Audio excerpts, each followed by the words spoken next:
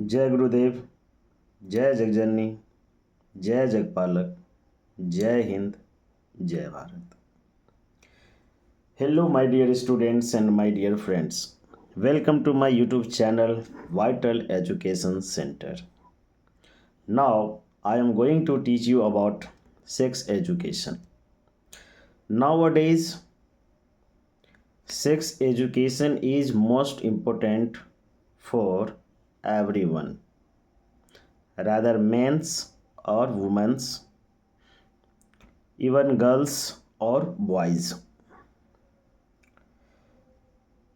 Meaning कि आज के डेट में हर किसी के लिए, खास करके मैरिड हों या अनमैरिड्स कपल्स हों, उन सभी को सेक्स एजुकेशन की जानकारी होनी चाहिए, क्योंकि केवल एक शिक्षा ही है जो आपको विनाश के बदले कल्याण के रास्ते पर लेकर जा सकते हैं। इसीलिए एजुकेशन लेने में किसी भी प्रकार की शर्मिंदगी नहीं होनी चाहिए,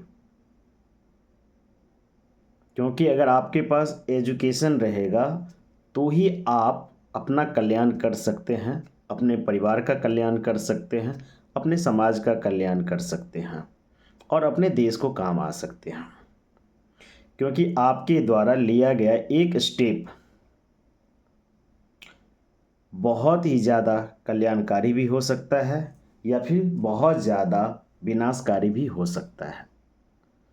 इसीलिए अगर आपके पास एजुकेशन है तो आप निश्चित तौर से आपका जो वे होगा, वे ऑफ लाइफ जिसको हम कहते हैं, आर्ट ऑफ लाइफ कहते हैं, वो आपका शानदार होगा, जिसे लाइफ स्टाइल लोग बोलते हैं। और विदाउट एजुकेशन ये सब पॉसिबल नहीं होता। तो चलिए, आज मैं आप लोगों को सबसे पहले सेक्स एजुकेशन में से एक टॉपिक ले रहा हूँ। उस टॉपिक का नाम है how to avoid pregnancy. How to avoid pregnancy. इसका मतलब होता है कि आप गर्भधारण से कैसे बचें।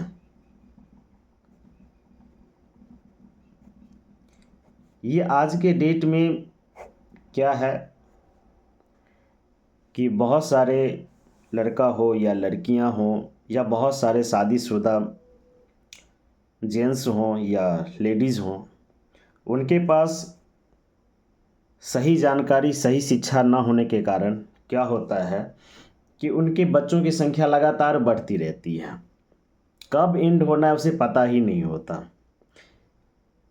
जिस वजह से क्या होता है कि 5, 10, 20 ऐसे बच्चों की संख्या भरमार लगी रहती है।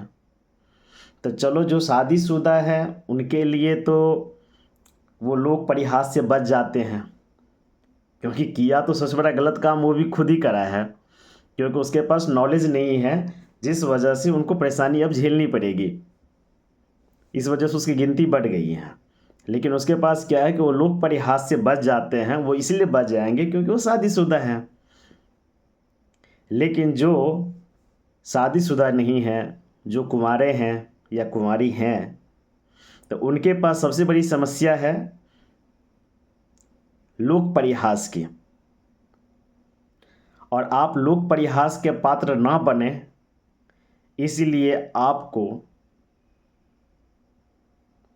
सेक्स एजुकेशन का ज्ञान आपके लिए बहुत ज़्यादा ही ज़रूरी हो जाता है।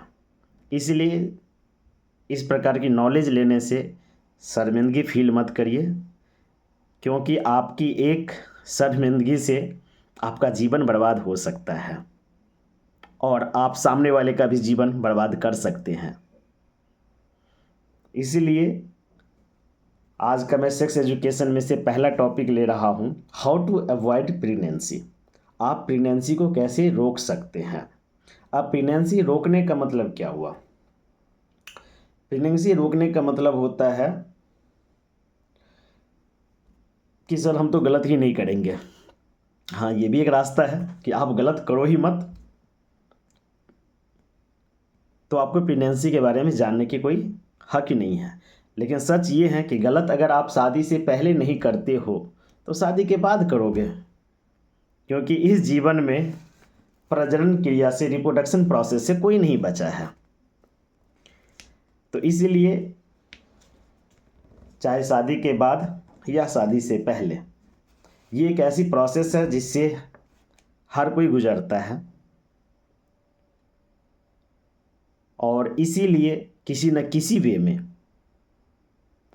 आपको इसके बारे में जानकारी रखनी या जानकारी होना बहुत आवश्यक हो जाता है। इसीलिए मैं आप लोगों से बोलूँगा कि कृपया इन सब चीज़ों से शर्मिंदगी महसूस ना करें। जो आज मैं कुछ तरीका सिखाने जा रहा हूँ उसे सही से सुने, जिससे क्या होगा कि अगर आप शादीशुदा हैं तो भी आपके जीवन में ज़्यादा खुशी बनी रहेगी, प्लस आप अज्ञानता से निकल करके अपने सपरिवार सकुशल रह सकते हैं। क्योंकि आपका शादी जिस लड़का से होगा या आपकी शादी जिस लड़की से होगी, तो जरूरी नहीं कि वो लड़का या वो लड़की उस फील्ड में वो एक्सपर्ट होगा। मतलब ऐसा तो नहीं कि भाई शादियां केवल डॉक्टर के बीच हो रहा है। कोई डॉक्टर है तो उसका मैरिड जो किसी अनमेडिकल गर्ल से हो जाता है, कोई मेडिकल गर्ल से है तो उनकी शादी किसी अनमेडिकल बॉयज़ से हो जाता है। तो वहाँ क्या है, कम्युनिकेशन गैप होता है। हाँ, जरूरी ये भी नहीं है कि मेडिकल वाले के ही साथ शादियाँ होती हैं। कई सारे मम्मी पापा जो होते हैं, क्या होता है, अपने बाल बच्चों को छुटकारा पाने के लिए अपना एक धर्म का बहाना लेकर के अपना बोझ टालने का कोशिश करते हैं कि चलो जितना जल्दी इसका नंबर लग जाए, मेरा बेड़ा पार हो गया, मेरा छुटकारा हो गया, अब आगे जो भी होगा उस बच्चा को बोल दूंगा कि तुम्हारे नसीब में यही था। तो ये सब एक बहाने हैं, ये एक इशू हैं जिसके बहाने से कोई भी माँ बाप बचना चाहते हैं और इसको टाल करके हट जाते हैं। मैं ये नहीं कहता हूँ कि माँ बाप गलत हैं, क्योंकि वो भी मजबूर होते हैं, क्योंकि वो भी जान रहे होते हैं कि किसी परिवार में 5, 7, 10, 12, 15 बाल बच्चे हैं तो उसका गुजारा करना, उसकी जिम्मेदारी लेना कितनी बड़ी बात होती है। तो इस वजह से उनके पास कोई और ऑप्शन नहीं बचता है, तो वो भी यही सोचता रहता है कि चलो अगर शादी वह नहीं करते हैं तो कहीं इधर उधर ज़्यादा दिक्कत आएगा, और दिक्कत आएगा क्यों नहीं, ऊपर से खास करके एजुकेटेड नहीं है, उनको उस फील्ड की नॉलेज नहीं है, तो कहीं ना कहीं बिफोर मैरिज यदि कहीं कुछ दिक्कत होता है तो उतना वो लायबल नहीं होगा, उतना कैपेबल नहीं होगा कि उस सिचुएशन को हैंडल कर सकता है। तो क्या होता है कि इस मोमेंटम से लोग परिहास से बचने के चक्कर में क्या होता है कि माँ बाप की अपनी एक जिम्मेदारी होती है कि चलो जीते जी हम शादी ब्याह कर देते हैं, लेकिन उसके बाद उस बच्चा को जिसके शादी किया गया उसको तो फिर भी नॉलेज नहीं है, और उनकी शादी जिससे की गई है क्या उसको नॉलेज है उस फील्ड की, तो वो भी उस फील्ड से नॉलेजेबल नहीं होते हैं। तो कहीं ना कहीं क्या होता है कि फिर उनकी भी शादियां होगी, उन बच्चे की जब शादियां हो जाती हैं किसी लड़के से, तो क्या होगा कि उनके भी नंबर दर्जन दर्जन फिर प्रोडक्शन होगा। तो परेशानी क्या हुआ कि अब जो परेशानी होगा उस लड़की की खुद अपनी हो जाएगी, वहाँ पर उसके मम्मी पापा को थोड़ा टेंशन कम होगा कि चलो मैरिज के बाद हो रहा है। तो चलिए, ये सबका अपना अपना एक पर्सनल थॉट हो सकता है, सबका अपना सोचने विचारने का अपना तरीका है, क्योंकि अब हर किसी को पूरी तरह से उसी वे में पढ़ाया जाए, समझाया जाए, या उतना संसाधन उपलब्ध करा के जिम्मेदारी उठाया जाए, ये हर किसी के बस की बात नहीं होती है।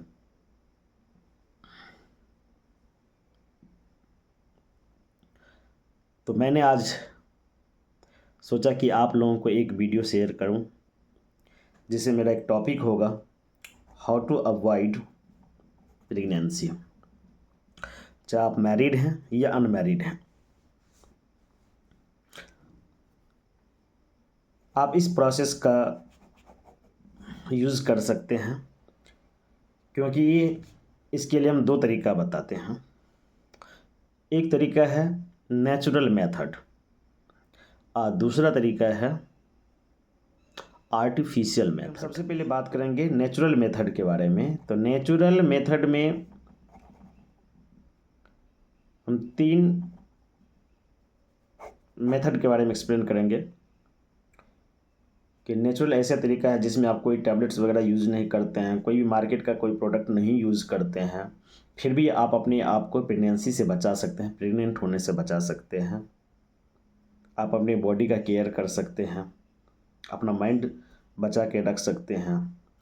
तो इनमें से एक तरीका आती है जिसका नाम है विथड्रॉल मेथड। विथड्रॉल मेथड, ये विथड्रॉल मेथड क्या होती है?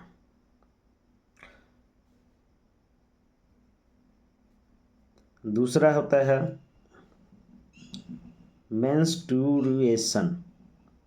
मेंस्ट्रुएशन एब्स्टिनेंस, और तीसरा मेथड होता है लैक्टेशनल एमीनोरिया। ये तीनों ही किसके टाइप हैं? नेचुरल मेथड्स के। नेचुरल मेथड में से 3 में से एक के बारे में एक्सप्लेन करते हैं हम, विथड्रॉल मेथड के बारे में। किसके बारे में बात करेंगे? विथड्रॉल। विथड्रॉल का मतलब होता है निकालना, जैसे एटीएम से पैसे निकालते हैं। विथड्रॉल मेथड का मतलब होता है निकालना बिफोर इजैकुलेशन। ये विथड्रॉल मेथड ये जनरली काम आता है जब आप कोई मेल या फीमेल पार्टनर एक साथ होते हैं, तो उस समय में सबसे ज़्यादा कारगर में विथड्रॉल मेथड है, और वो विथड्रॉल मेथड का जिम्मेवारी होता है मेल पार्टनर पे। मेल पार्टनर का काम क्या होता है कि बिफोर इजाकुलेशन का मतलब होता है कि सीमन को रिलीज होने से पहले, वेजाइना में जब सीमन रिलीज होता है, तो ये चीज़ पता कब किसको चलेगा? मेल पार्टनर को पता चलता है। तो ये जिम्मेवारी मेल पार्टनर का होता है कि वेजाइना में इजाकुलेशन होने से पहले, सीमन को रिलीज होने से पहले आप अपने पेनिस को बाहर निकाल लीजिए।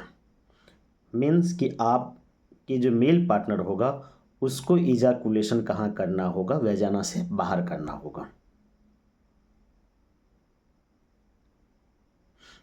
इसे कहते हैं विथड्रॉल मेथड, यानी पेनिस विथड्रॉल मेथड कहते हैं। तो पेनिस विथड्रॉल मेथड मेनली किस पर डिपेंड करता है?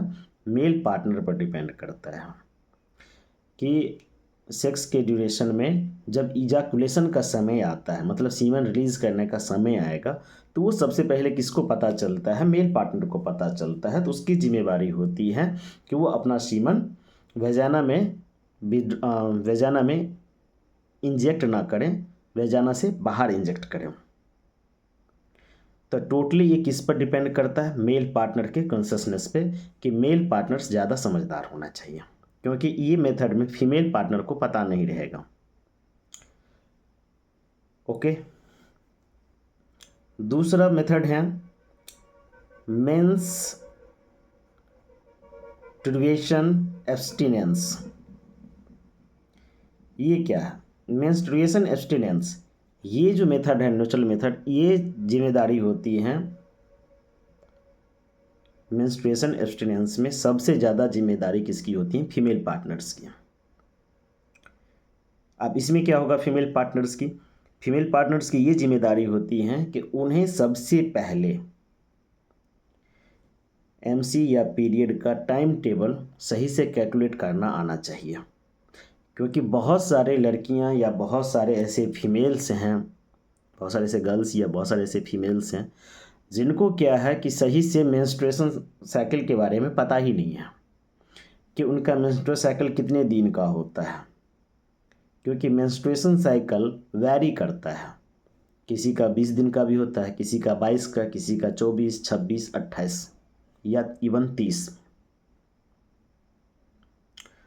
तो किसका मेंस्ट्रुएशन साइकिल कितने दिनों का है ये किसको पता रहेगा? केवल फीमेल पार्टनर को ही पता रहता है। दूसरी बात, उस मेंस्ट्रुएशन साइकिल्स में से उनका फर्टिलिटी पीरियड कब का होता है ये चीज़ भी पता करना किसका काम है? फीमेल पार्टनर्स का काम होता है। अब बहुत सारे फीमेल पार्टनर को क्या है कि एक तो सही से उनको मेंस्ट्रुएशन साइकिल का मेंस्ट्रुएशन पीरियड नहीं पता होता है कि एक्चुअली उसका कितने दिन का पीरियड है, क्योंकि वो किसी और से सुन लेता है कि किसी का 28 दिन का है तो वही मान लेता है मेरा भी 28 दिन का ही होगा। किसी और के मुँह से सुन लिया 26 दिन का तो वो भी मान लेता है मेरा भी 26 दिन का ही होता है। ऐसा मत कीजिए, क्योंकि मेंस्ट्रुएशन पीरियड जो है वो डिपेंड करता है गर्ल्स पे कि गर्ल्स की बॉडी स्ट्रक्चर कैसी है, गर्ल्स की अपनी हेल्थ और हाइजीनिक कंडीशन क्या है, प्लस हेल्थ की गर्ल्स की न्यूट्रिशनल वैल्यू क्या है, मतलब वो खाना किस टाइप का खाते हैं, ज़्यादा स्पाइसी खाता है कि ज़्यादा ऑयली खाता है, या फिर ज़्यादा हेल्दी फूड खाता है कि पौष्टिक आहार में से खाता है, या फिर सिर्फ विदाउट पौष्टिक आहार वाला खाना खाता है। तो ये सब चीज़ मैटर करता है। या फिर ये डिपेंड करता है कि जो गर्ल्स है वो ज़्यादा लंबा समय तक बीमार तो रहने वाली नहीं है,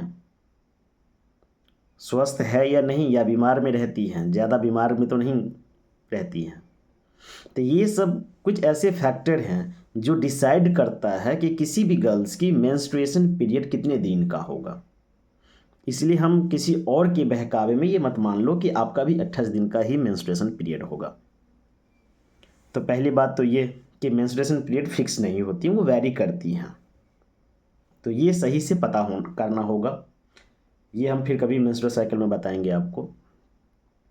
दूसरी बात कि मेंस्ट्रुएशन पीरियड पता करने के बाद आपको उस मेंस्ट्रुएशन पीरियड में से आपको ये पता करना होगा कि उस गर्ल्स की फर्टिलिटी पीरियड कब का होता है। फर्टिलिटी पीरियड कहते हैं हम रिस्क पीरियड। रिस्क पीरियड उस पीरियड को कहा जाता है कि जिस पीरियड में, जिस टाइम गैप में क्या होता है कि उस फीमेल को प्रेग्नेंट होने की चांसेस ज़्यादा होता है। फिर वो चाहे एक दिन के लिए ही सेक्स करें या फिर 5 दिन तक करें, क्योंकि वो रिस्क पीरियड या फर्टाइल पीरियड एक ऐसा पीरियड होता है मेंस्ट्रुएशन गैप के बीच का, उस बीच में यदि किसी मेल पार्टनर और फीमेल पार्टनर ने यदि एक ही बार भी अगर सेक्स किया हो तो भी उसका चांसेस ज़्यादा रहता है प्रेग्नेंट होने की। इसी को कहा जाता है फर्टाइल पीरियड या रिस्क पीरियड। अब बहुत सारे गर्ल्स को यही नहीं पता होता है, और बहुत सारे गर्ल्स क्या करते हैं, इस फर्टाइल पीरियड या रिस्क पीरियड की जानकारी न होने के वजह से वो अगर एक दिन के लिए भी अपने हस्बैंड के साथ या अपने किसी मेल पार्टनर के साथ उन्होंने अगर सेक्सुअल वर्क किया तो फिर चांसेस ज़्यादा है कि वो प्रेग्नेंट हो जाएगी। अब मैं थोड़ा हिंट दे सकता हूँ कि फर्टाइल पीरियड या रिस्क पीरियड आप कैसे कैलकुलेट कर सकते हैं। तो ये आपको डिपेंड करता है कि जब से आपकी मेंस्ट्रुएशन पीरियड है उनमें से जितने भी दिन का होगा 28 या 26 दिन का, उनमें से -14 कर दीजिए। तो एक सप्ताह का गैप का जो टाइम पीरियड होते हैं वो पीरियड कहलाता है फर्टाइल पीरियड या रिस्क पीरियड। अगर उस पीरियड में कोई भी फीमेल पार्टनर अनकॉन्शियस होती हैं, ना समझ होती हैं, या अज्ञान रहती हैं, या किसी न किसी वे में जोश में या एक्साइटेड होकर अगर सेक्सुअल वर्क परफॉर्म करती है तो उन्हें प्रेग्नेंट होने की ज़्यादा चांसेस रहती हैं। इसीलिए ये जो सेकेंड मेथड है मेंस्ट्रुएशन एब्स्टिनेशन, ये मेंस्ट्रुअल एब्स्टिनेशन कंप्लीटली किस पर डिपेंड करता है? फीमेल पर। ओके। और इसीलिए मैं आपको यहाँ पर एक चीज़ याद दिलाना चाहूँगा कि अपने बिहार सरकार जो है, नीतीश कुमार एक दिन स्पीच दिए हुए थे,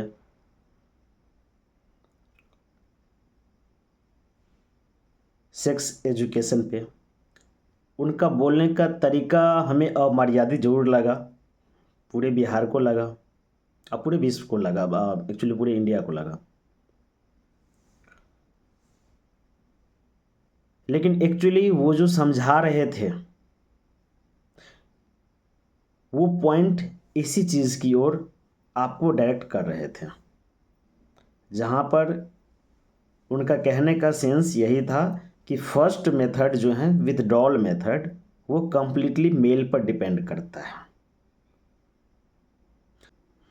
दूसरा, menstruation period completely female partner पर डिपेंड करता है। इसका मतलब ये हुआ कि सबसे ज़्यादा सावधानी फीमेल पार्टनर को रखना पड़ेगा जब वो किसी के साथ सेक्सुअल इंटरकोर्स करते हैं। इसलिए नीतीश कुमार जी बोल रहे थे कि जब भी आप लड़कों का उतना पढ़ना ज़रूरी नहीं है जितना लड़कियों का पढ़ना आवश्यक है, क्योंकि लड़कियां अगर पढ़ी लिखी रहेगी तो सबसे पहले वो खुद को बचाव करेगी, खुद के लिए वो शिक्षित हो पाएगी, क्योंकि उन्हें मेंस्ट्रुएशन पीरियड, मेंस्ट्रुएशन एब्स्टिनेंस के बारे में उसको जानकारी होगा। क्योंकि जब कभी भी रेप होता है या कोई गलत कार्य करके कोई लड़का या कोई पर्सन किसी गर्ल्स के साथ रेप एब्यूज़ कर जाता है तो उस समय सबसे ज़्यादा प्रॉब्लम लड़कियों को होती हैं, और ख़ास करके उन लड़कियों को होती हैं जिस लड़की को ये नहीं पता होता है कि उनका रिस्क पीरियड में है या वो नहीं है। क्योंकि यदि कोई भी फीमेल पार्टनर को सही से जानकारी होगा कि वो रिस्क पीरियड में है तो सबसे पहली बात वो सेक्सुअल इंटरकोर्स नहीं करती है।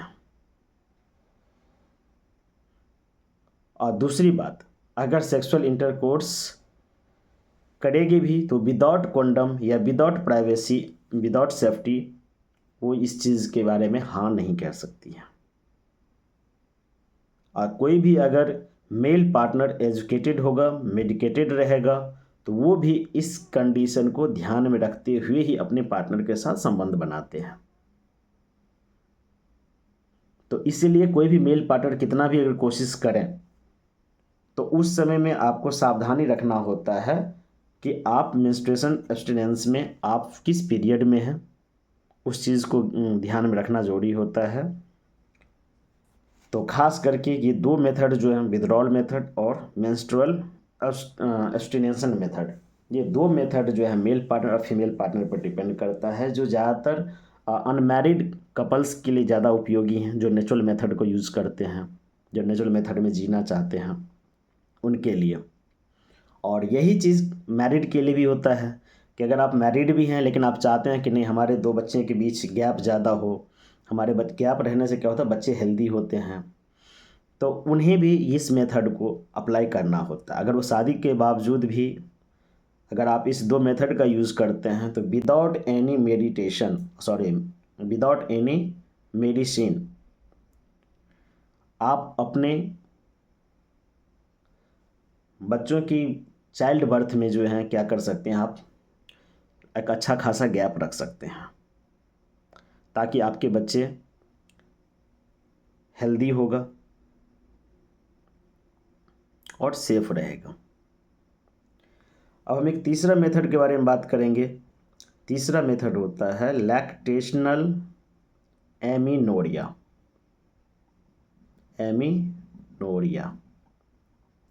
ये लैक्टेशनल एमिनोरिया क्या होती है? ये मेथड केवल और केवल मैरिड कपल के लिए है, जिनकी शादी हो चुकी है उन लोगों के लिए ही है। विथड्रॉल मेथड, मेंस्ट्रुएशन एब्स्टिनेशन, ये क्या था, मैरिड अनमैरिड दोनों के लिए है। लेकिन तीसरा जो मेथड है लैक्टेशनल एमिनोरिया, ये केवल मैरिड कपल के लिए है। लैक्टेशन एमिनोरिया मतलब लैक्टेशन का मतलब होता है कि जब चाइल्ड बर्थ हो जाता है, फर्स्ट बेबी का चाइल्ड बर्थ होता है, उसके बाद क्या होता है कि 6 मंथ तक, अप टू 5 to 6 मंथ तक किसी भी वुमन में एमसी स्टॉप कर जाता है, पीरियड उसका रुक जाता है या रुका रहता है। ये कोई प्रॉब्लम नहीं है, क्योंकि उस समय में क्या होता है कि जो फर्स्ट चाइल्ड रहता है तो फर्स्ट चाइल्ड को ब्रेस्ट फीडिंग की ज़रूरत होती है। अब ब्रेस्ट फीडिंग करने के समय में क्या होता है कि फीमेल की बॉडी में ऑक्सीटोसिन नाम की हार्मोन बनती रहती है, जो मिल्क इंजेक्शन में काम आता है, बच्चों को दूध पिलाने में काम आता है। और दूध का इंजेक्शन कब होगा? ऑक्सीटोसिन की वजह से। तो उस समय क्या होता है, जब ऑक्सीटोसिन रिलीज हो रहा होता है उस वुमन में या उस फीमेल में, तो उस समय क्या होता है कि उनका पीरियड स्टॉप रहता है, पीरियड रुका रहता है, और वो भी एक टाइम पीरियड तक, मैक्सिमम 6 मंथ को ऐसे देखा गया है। लेकिन फिर मैं बोल रहा हूँ कि वो बॉडी पे डिपेंड करता है कि कितना आपका फीमेल पार्टनर हेल्दी है, कितना पौष्टिक आहार खाते हैं, उस पर मैटर करता है। तो मैक्सिमम 6 मंथ है, लेकिन हम मिनिमम 4-5 महीने लेकर चलते हैं, जिस समय क्या होता है कि उनकी पीरियड रुका ही रहता है। उस समय में आप विदाउट एनी प्रिकॉशन यूज़ किए हुए भी अगर कोई मेल पार्टनर अपनी फीमेल पार्टनर के साथ संबंध बनाते हैं तो वहाँ कोई रिस्क नहीं रहता है, वो सेफ्टी माना जाता है। तो वो डिपेंड करता है मेल पार्टनर और फीमेल पार्टनर पे। तो ये 3 मेथड है जो नेचुरल मेथड है, जिसका यूज़ आप कर सकते हैं, और एक पॉपुलेशन कंट्रोल में आपका सबसे अहम रोल होगा, और उस पॉपुलेशन कंट्रोल करने में एजुकेशन ही काम आएगा। इसी वजह से कह रहा हूँ कि without education life is worst. अगर आपके पास एजुकेशन नहीं है तो ये मत समझिए कि आगे नौकरी चाकरी मिलेगी तो आपका लाइफ बेस्ट होगा। सच तो ये है कि आप अनजाने में और भी ज़्यादा प्रॉब्लम में और भी दलदल में फंसने जा रहे हैं। तो इसीलिए मेरे पास जो जानकारी थी इनमें से मैंने आज आप लोगों के साथ नेचुरल मेथड शेयर किया हूँ। ये 3 ऐसे नेचुरल मेथड हैं कि अगर आप शादीशुदा हैं या आप अनमैरिड हैं, क्योंकि अनमैरिड इसलिए कह रहा हूँ कि बहुत ऐसा नहीं है कि मैं अगर लगता होगा कि मैं बोल रहा हूँ तो गलत कर रहा हूँ, लेकिन ऐसा नहीं है कि मैं बोल रहा हूँ तो गलत। सच तो ये है कि गलत करने वाले फिर भी गलत कर ही लेते हैं, उसको बोलिए या ना बोलिए। तो अच्छा ये है कि जब गलत करोगे अनजाने में तो ज़्यादा हानि पहुँचाओगे, इससे अच्छा ये है कि जानकारी लेकर गलत करो।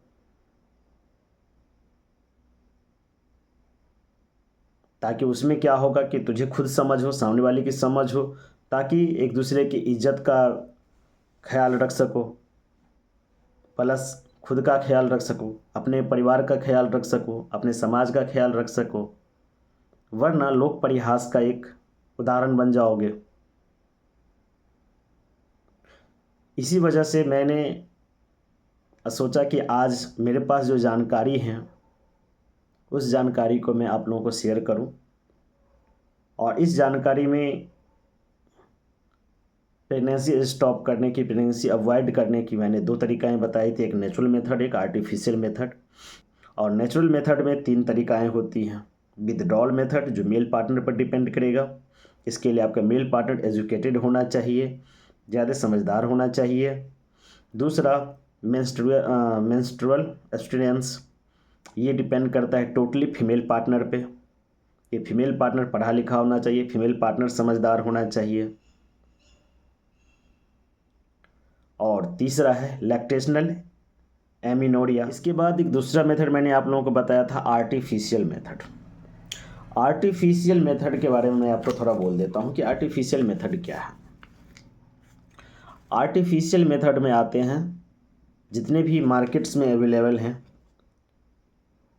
मेडिसिन। ये मेडिसिन होता है जिससे क्या होता है कि आपको प्रेगनेंसी स्टॉप करता है, प्रेगनेंसी से बचाता है। अब बहुत सारे ऐसे मेल पार्टनर मेडिसिन का यूज़ करता है या फिर फीमेल पार्टनर है जो मेडिसिन का यूज़ करती हैं। किससे मेडिसिन इसलिए यूज़ करता है ताकि वो उससे क्या हो, प्रोटेक्ट, अपने आप को प्रोटेक्ट कर सकें, बच सकें। दूसरा है बैरियर। बहुत सारे ऐसे बैरियर हैं जिसका आप यूज़ कर सकते हैं, जिससे आप प्रेग्नेंट होने से प्रोटेक्ट हो सकते हैं। बैरियर में क्या है कि अभी गवर्नमेंट भी अलाउ किए हैं, एक बैरियर का नाम आपको बोल देता हूँ, चाहे मेल पार्टनर हो या फीमेल पार्टनर हो, उनके लिए बैरियर अवेलेबल है मार्केट्स में। मेल पार्टनर के लिए अवेलेबल हैं और फीमेल पार्टनर के लिए भी अवेलेबल हैं, जिसका नाम है कॉन्डोम। ये क्या है कि जितने भी सरकारी अस्पताल हैं वहाँ पर, ये अलग बात है कि आप नहीं दिया जाता है, लेकिन एक बात सच है कि गवर्नमेंट के थ्रू हर मेडिकल हॉस्पिटल में फ्री कॉन्डम देने के प्रावधान हैं। कि अगर कोई बालिग हैं और अगर कोई मैरिड हैं, अगर वो चाहते हैं कि अगर आप वहाँ से कॉन्डम लेना चाहते हैं तो वहाँ से आप परसीव कर सकते हैं, वहाँ से आप परचेज कर सकते हैं, वो भी फ्री एंड कॉस्ट। लेकिन जानते हैं कि रिश्वतखोरी का ज़माना है, तो वो क्या होता है कि सारा कहीं ना कहीं ऑलरेडी वो लोग मेडिकल शॉप को दे करके अपना पैसा वैसा ले चुका रहता है, बेच बाच दिया जाता है। इसीलिए एक तो कोई ग्रामीण इलाका हो या शहरी इलाका हो, एक तो कोई जल्दी जाता नहीं वहाँ हॉस्पिटल में ये लेने के लिए, और दूसरी बात यदि वो जाएगा भी तो उसको वहाँ मिलेगा नहीं। तो इसी वजह से इससे अच्छा ये है कि जब भी बैरियर परचेज करने का मन हो तो वो किसी न किसी प्राइवेट शॉप से परचेज कर लिया करिए, ठीक है। अब मेल के लिए भी कॉन्डम आता है, फीमेल के लिए भी कॉन्डम आता है। मेल को कॉन्डम कॉन्डम कहते हैं, फीमेल वाले को फेमिडोम कहा जाता है। तो एक तो मेडिसिन था जिससे आप प्रेगनेंसी से बच सकते हैं, दूसरा है बैरियर, तीसरा आता है बहुत सारे डिवाइसेस। बहुत सारे डिवाइसेस आते हैं जिससे क्या होता है प्रेगनेंसी से प्रोटेक्ट हो सकते हैं, आप बच सकते हैं। और वो डिवाइसेस, ये ज़्यादातर डिवाइसेस यूज़ करते हैं क्योंकि नॉर्मल लाइफ में जो ज़िंदगी जीता है वो ये डिवाइसेस का यूज़ नहीं करता। इस डिवाइस का यूज़ ज़्यादातर वो लोग करते हैं जो कि इस पेशा में प्रोफेशनल होते हैं, जिसका काम ही होता है कि मल्टीपल पार्टनर के साथ सेक्स वेक्स करना, या वही उसका जीवन जीने का एक प्रोफेशन बन जाता है, तो वो लोग इस चीज़ का यूज़ करते हैं। आफ्टर ऑल जो भी हो, अभी मैंने आपको नेचुरल मेथड और आर्टिफिशियल मेथड बताया हूँ, लेकिन मैं फिर कह रहा हूँ कि आर्टिफिशियल मेथड में मेडिसिन या बैरियर या डिवाइसेस यूज़ हम करते हैं, लेकिन इन सब चीज़ों में चाहे वो नेचुरल मेथड हो चाहे आर्टिफिशियल मेथड हो, सबसे ज़्यादा मैटर करता है आपकी समझदारी, आपका नॉलेज। इसीलिए जो मैरिड के बाद, शादी के बाद जो पढ़े लिखे लोग शादी विवाह करते हैं तो उनका देखिएगा उनके पास 1 या 2 या 3 बाल बच्चे होते हैं और बहुत अच्छा खासा गैप रहता है उनके बच्चों के बीच में, और उनका जो फीमेल पार्टनर वो भी हेल्दी वेल्दी रहता है। ऐसा नहीं कि मरा जा रहा होता है, ऐसा भी नहीं कि डॉक्टर है या ये है तो उसको बहुत सारे उसको मेडिसिन खिलाता होगा, जी नहीं। जो सच में वेल एजुकेटेड है वो मेडिसिन ज़्यादा यूज़ नहीं करता, वो नेचुरल मेथड से ही ट्रीटमेंट करता है। इसी वजह से चाहे मेल पार्टनर हो या फीमेल पार्टनर, उनका वेल एजुकेटेड होना बहुत ज़रूरी है। अब आप यहाँ पे सोच रहे हैं सर मेडिसिन का कुछ नाम बता दीजिए, तो सॉरी मैं मेडिसिन का नाम नहीं बताऊंगा, ठीक है। कारण इसलिए कि ये यूट्यूब है, मैं मिसयूज़ करने के लिए नॉलेज नहीं दे रहा हूँ, मैं आपको इसका करेक्ट यूज़ करने का तरीका बता रहा हूँ। क्योंकि मार्केट में बहुत सारे मेडिसिन आते हैं जो आप वहाँ से परचेज़ कर सकते हो, वहाँ जाएंगे आप लेने तो आपको पता चल जाएगा। फ़िलहाल एक चीज़ कह सकता हूँ कि आर्टिफिशियल मेथड में एक चीज़ अच्छा है, वो है कॉन्डम का आप यूज़ कर सकते हैं। लेकिन अब यहाँ पर भी एक सावधानी है क्योंकि जनरली मैक्सिमम लोग कॉन्डम यूज़ करते हैं, तो यहाँ पर मैं ये चीज़ आपको फोकस करना चाहूँगा कि कॉन्डम की बहुत सारी सी क्वालिटी आती हैं जो क्या है कि मार्केट वजह से क्या होता है इसकी क्वालिटी सही नहीं रहती। वो भी डिपेंड करता है क्योंकि सस्ता वाला यूज़ करते हैं कि महंगा यूज़ करते हैं, या फिर उनका जो लेटेक्स है कॉन्डम जिससे बनता है लेटेक्स से बनाया जाता है, तो लेटेक्स में क्या है कोई एलर्जेंस हैं या कार्सिनोजेनिक हैं, मतलब एक अच्छी क्वालिटी की है या नहीं है वो चेक करना भी मैंडेटरी होता है। तो इस वजह से ज़्यादा कुछ नहीं पता हो तो फिर वो क्या होता है कि वो भी नुकसानदायक ही होता है, और नहीं पता हो तो ज़्यादातर ये सब चीज़ों को परचेज़ करिए तो थोड़ा बहुत कॉस्ट ज़्यादा भी लग जाए तो कोई दिक्कत नहीं है, थोड़ा बहुत कॉस्ट ज़्यादा ही पे करिए, क्योंकि आप जिस फीमेल पार्टनर के साथ जी रहे हैं वो आपकी वाइफ हैं, उसके साथ आपको जीवन भर जीना है, या फिर जो भी आपका फीमेल पार्टनर है आप उसके बारे में भी केयर करिए।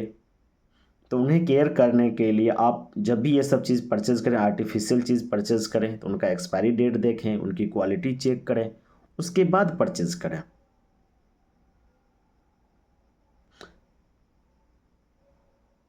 तो इसी वजह से मैं आप लोगों को ये जानकारी दे रहा हूँ।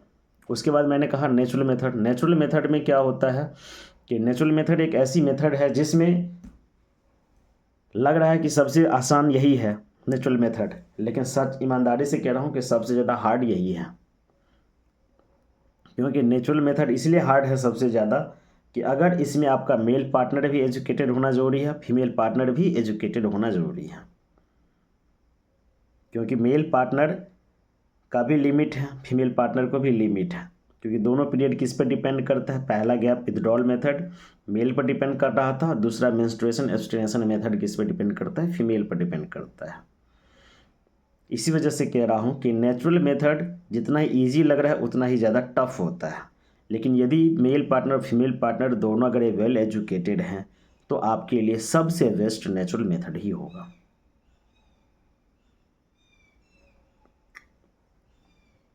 अदरवाइज अगर आप एजुकेटेड नहीं हैं तो फिर आपके लिए आर्टिफिशियल मेथड ही बेस्ट है कि आर्टिफिशियल मेथड के अलॉन्ग जाएंगे और सेफ्टी बरतेंगे। ताकि क्या होता है कि जब दो बच्चों का जब चाइल्ड बर्थ होता है तो उसमें एक अच्छा खासा गैप रहेगा, जिससे क्या होगा आपके बच्चे हेल्दी वेल्दी रहेंगे, एकदम निरोग रहेंगे और उनका बॉडी और माइंड अच्छे से डेवलप हो सकेगा। तो ये था पहला चीज़ कि हाउ टू अवॉइड प्रेगनेंसी, पहली टॉपिक जिस पे मैंने आप लोगों से बात किया हूँ। फिर कभी टाइम मिलेगा तो मैं आप लोगों को बताऊँगा कि मेंस्ट्रुएशन साइकिल या एमसी या पीरियड जिसको कहते हैं उन्हें एक्चुअली कैसे कैलकुलेट किया जाता है, वो कैसे वैरी करता है, किस चीज़ पर डिपेंड करता है और कैसे अपने आप को हाइजेनिक बना सकते हैं, बचा सकते हैं और इस तरह के रॉन्ग इन्वायरमेंट में भी अपने आप को कैसे प्रोटेक्ट कर सकते हैं। तो इन सब चीज़ों के बारे में हम किसी नेक्स्ट वीडियो में बात करेंगे। फ़िलहाल के लिए इतना ही। आशा और उम्मीद करता हूँ कि आपको एक सही नॉलेज सही दिशा में दिया गया है ताकि आप इन चीज़ों को समझें, चाहे मैरिड हों या अनमैरिड हों, आपके लिए ज़्यादा उपयोगी होगा। Thank you, bye bye.